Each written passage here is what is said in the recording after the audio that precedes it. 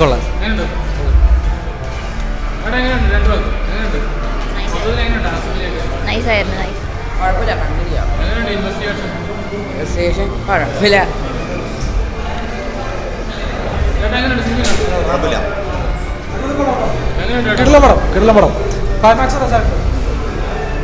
Super.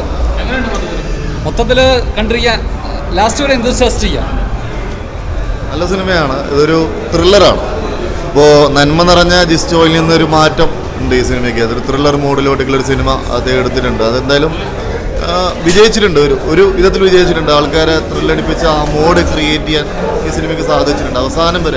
സിനിമയുടെ അവസാനം വരെ ആ ത്രില്ല് നമ്മൾ സീറ്റ് അടിച്ചിൽ ഇരുത്താൻ ഈ സിനിമയ്ക്ക് സാധിക്കുന്നുണ്ട്. എന്നാലും സെക്കൻഡ് പാർട്ട് വരാനുള്ള പോലെയാണ് സിനിമ അവസാനിച്ചിരിക്കുന്നത്. എന്തായാലും കൊള്ളാം. ഇൻവെസ്റ്റിഗേഷൻ ഒക്കെ നന്നായിട്ടുണ്ട്. ഒരു പുതിയ രീതിയിലാണ് ആസിഫ് അലിയുടെ പെർഫോമൻസും ബിജുമാൻ്റെ പെർഫോമൻസൊക്കെ കളിക്കേണ്ടത്. ഓക്കെ നല്ല സ്റ്റോറിയാണ്. ക്രൈം സ്റ്റോറിക്ക് വേണ്ട രീതിയിൽ നല്ല ഇൻട്രസ്റ്റിംഗ് ആയ രീതിയിൽ തുടക്കം മുതൽ ഒടുക്കം വരെ ആ ഒരു ടെൻഷൻ നിലനിർത്തിക്കൊണ്ടൊരു സീറ്റ് എഡ്ജ് ത്രില്ലറാണ്. Edge of the seat thrilling ആണ്. കാരണം പക്ഷേ നമ്മളെല്ലാവരും ട്രെയിലർ കണ്ട് പ്രതീക്ഷ പോലെ ഒരു അയ്യപ്പനും കോശിയും അവർ തമ്മിലുള്ള ഫൈറ്റ് ആ ഒരു വൈബിലല്ല പടം വന്നിരിക്കുന്നത്.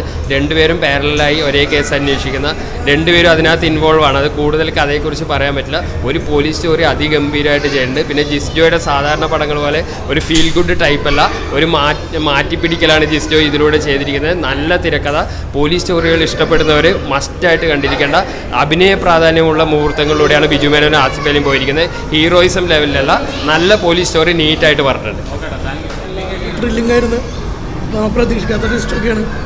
തീരെ പ്രതീക്ഷിക്കില്ല ആരാണത് അതിൽ കൊലപാതകങ്ങൾ ചെയ്തിട്ടുള്ളത്. അതിൻ്റെ ഒരു നല്ല രീതി തന്നെ മുന്നോട്ട് കൊണ്ടുപോയിട്ടുണ്ട്. നമുക്ക് സസ്പെൻസ് തോന്നിക്കുന്ന സംഭവം.